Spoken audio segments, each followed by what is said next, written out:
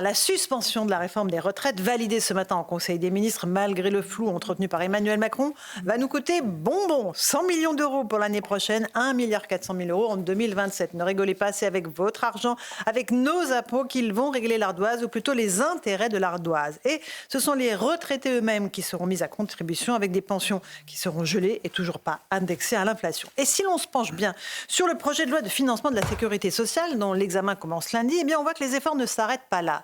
Le texte prévoit le gel des prestations sociales, la réforme et le durcissement du cumul emploi-retraite, la limitation des arrêts de travail et le resserrement du dispositif des affectations de longue durée, sans oublier les complémentaires santé qui devront passer à la caisse pour financer cette suspension, ce qui se traduira bien sûr en hausse des cotisations. Voilà, la cigale ayant chanté tout l'été se retrouva fort dépourvue lorsque la bise fut venue. Chacun sait qu'il nous faudra de toute façon une réforme des retraites, étant donné que les règles de la démographie sont immuables. Nous aurons dans les prochaines années de moins en moins d'actifs et de plus en plus de retraités. Et le plus vite sera le mieux si l'on veut éviter une explosion en plein vol que devront supporter nos enfants.